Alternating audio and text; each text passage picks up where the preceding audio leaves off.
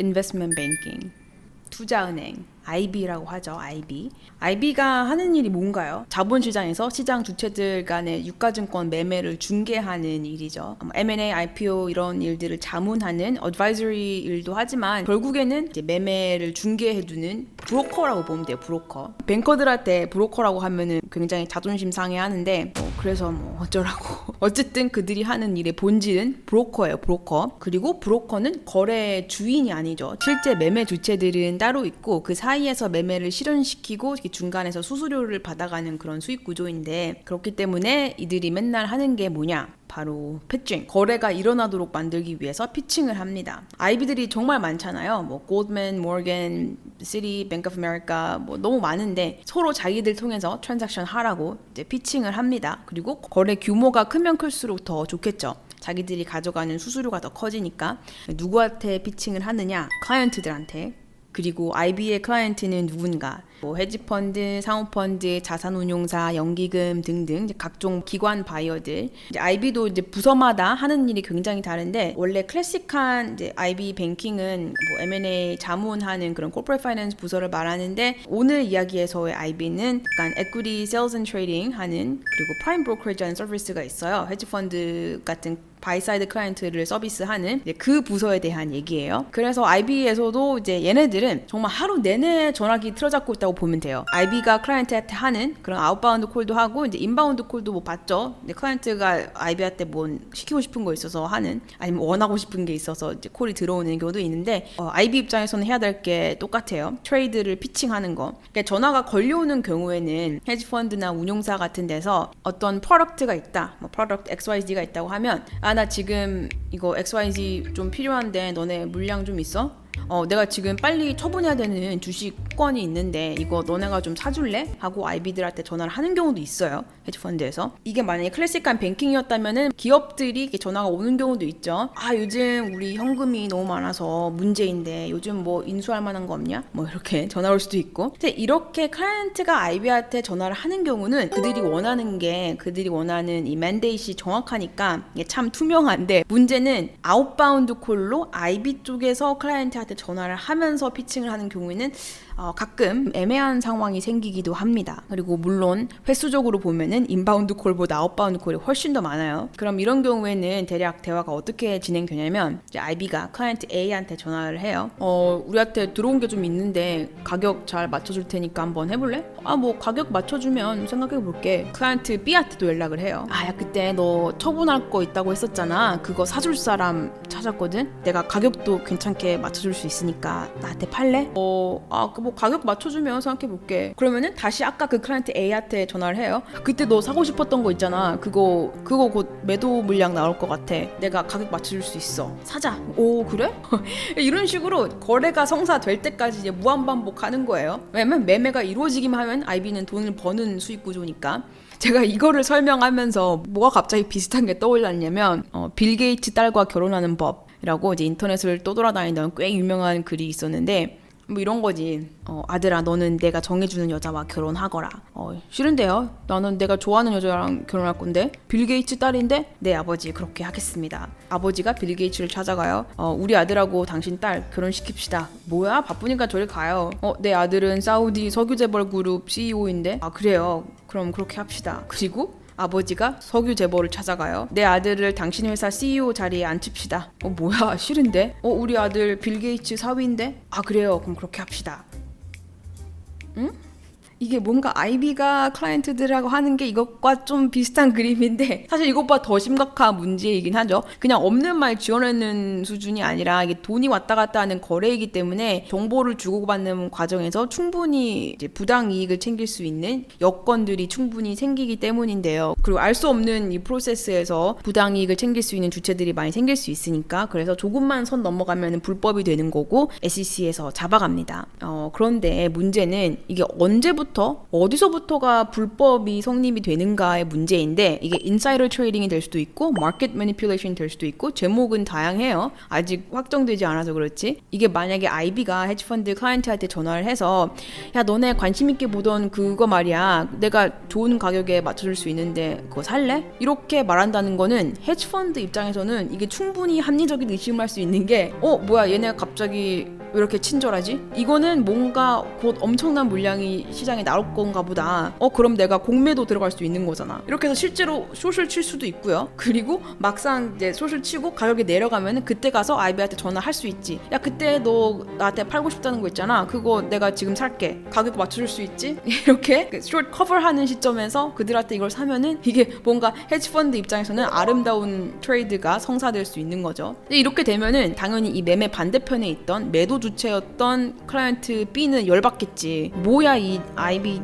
개자식들아. 왜 꼭 니네한테 뭐 말만 하면은 주가가 떨어지는 거야 라고 화가 날 수 있어요. 근데 이게 또 셀링하는 셀러 입장에서만 억울한 것도 아닌 게 사실 바이어 입장에서도 이게 물론 제가 그런 식으로 정보를 이렇게 뉘앙스를 파악해서 이 정보를 얻어서 뭐 숏을 친다던가 그렇게 하고 있을지언정 어쨌든 IB가 나한테 피칭하는 이런 블록딜을 가지고 오면은 거기다 대고 내가 싫어 안 할래 이렇게 할 수도 없어요. 왜냐면 이렇게 계속 할 수도 없는 게 이런 거 잘 안 해주잖아요. 그러면은 나중에 이놈들이 꼭 이상하게 불이익을 주거든요. 예를 들어서 다음 핫한 IPO 때 안 끼워준다던가 아니면은 IB들이 주관하는 딜에 나를 우선순위로 안 끼워준다던가 뭐 이런 식으로 이상하게 보복할 수가 있기 때문에 그래서 막 걔네들 가지고 오는 거 무조건 막 안 하겠다고 하는 것도 좀 이상하고 뭐 이런 식으로 뭔가 굉장히 어이없게 갑을관계가 뒤바뀌는 이런 짜증나는 상황에 대해서는 제가 책에서도 여러 에피소드를 다뤘어요. 참고하시면 되고 실제로 이제 빈번히 일어나는 일이니까. 그리고 어쨌든 이렇게까지 이제 막장 상황이 아니더라도 일단 모건 스탠리 세일즈 팀에서 헤지펀드들한테 이렇게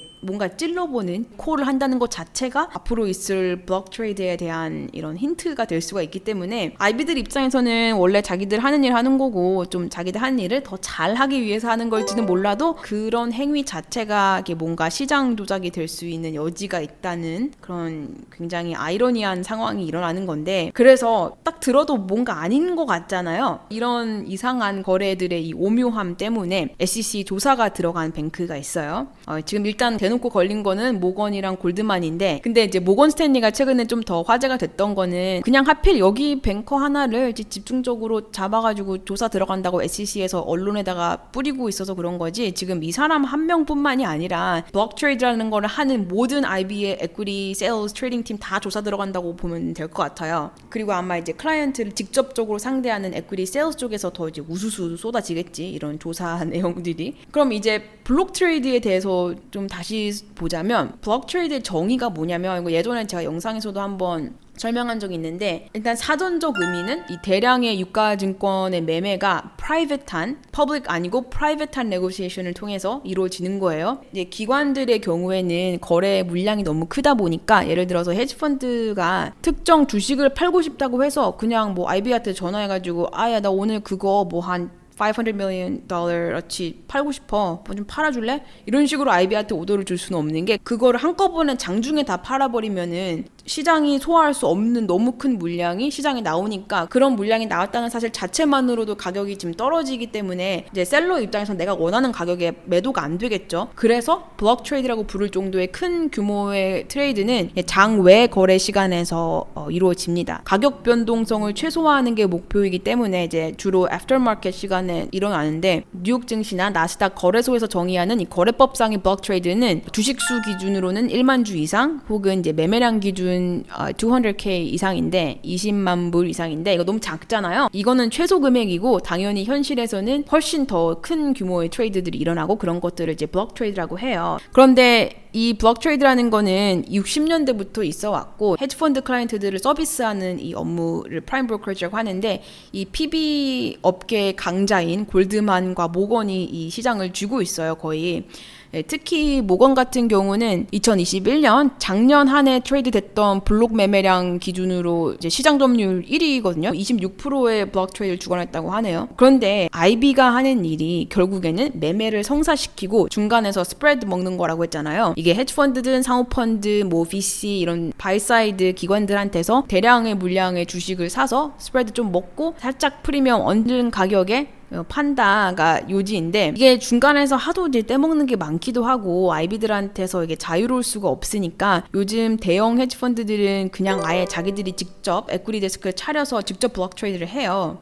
그런데 이 IB들이 피칭을 하면서 이제 여기저기 찔러보는 게 잘못됐다는 게 아니라 그들은 이제 수요 예측을 하는 것일 뿐일 테니까 북빌딩을 해야겠죠. 그런데 이게 조만간 블록셀이 있을 거라고 이게 뭔가 힌트 아닌 힌트 같은 말을 던지는 것 자체가 문제가 되기도 하고, 이 내부 정보를 역이용한 헤지펀드들이 자기 유리한 대로 트레이드를 하면서 충분히 시장 조작을 할 수 있다는 거, 그리고 실제로 그렇게 하는 게 어느 정도 관행시 되었고요. 그래서 이게 참 워딩의 문제이기도 한데, 이게 뉘앙스의 문제인데, 내가 팔 수도 있는데 그거 너 살래? 이렇게 물어보는 게 주가 조작, 내부자 거래가 될 수 있는 여지가 충분히 있다는 거. 그래서 지금 SEC가 지금 대대적으로 조사가 들어가고 있는 거고, 이게 수십 년간 있어왔는데 이제 와서 문제가 되는 이유는 작년에 잠깐 핫했던 이 빌 황의 아르키고스 사태를 제대로 조사 마치고 결론 짓는 과정에서 그 딜에 수많은 IB들이 얽혀 있었고, 그 과정에서 블록 트레이드를 하면서 특정 헤지펀드 클라이언트들에게 정보를 흘리면서 이득을 보진 않았는가, 뭐 이런 것들을 조사를 하고 있어요. 그래서 예전부터 문제가 되었던 이 블록 트레이드라는 관행 자체에 대해서 다시 문제 제기가 되고 있고 이제 조사가 들어가고 있는데, 정확하게 무엇을 누구를 조사하고 있는지는 아직 보도된 바는 없지만 사실 뻔하죠. 이 블록 트레이드라는 게 뭔가를 이해가 한다면 이게 왜 문제가 되는지 굉장히 뻔합니다. 그래서 요즘 업계에서 굉장히 관심 있게 지켜보고 있는 그런